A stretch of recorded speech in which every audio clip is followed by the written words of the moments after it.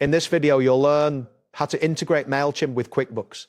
This process will enable you to streamline your data management, allowing for real-time insights and organization of your financial information. Start by navigating to Mailchimp's website.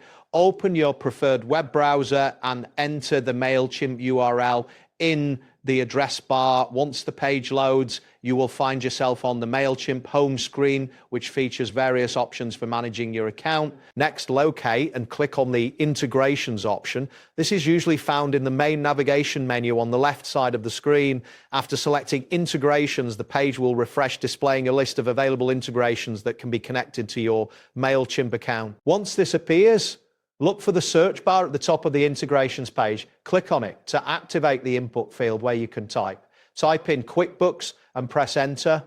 This will filter the available integrations and display QuickBooks among the search results. Click on QuickBooks Online from the filtered results. This action will take you to a dedicated page for the QuickBooks integration where you can find more information about its features and benefits.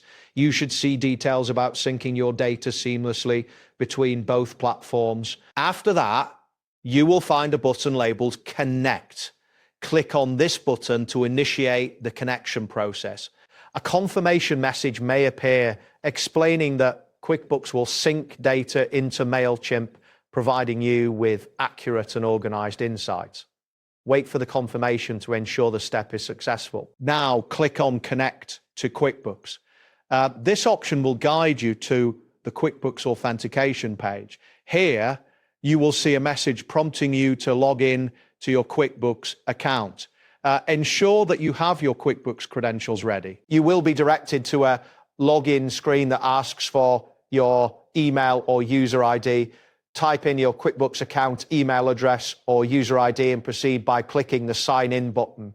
If your credentials are correct, you will be taken to the next step of the authentication process. Now, if prompted, enter your password on the following screen and click Sign In again.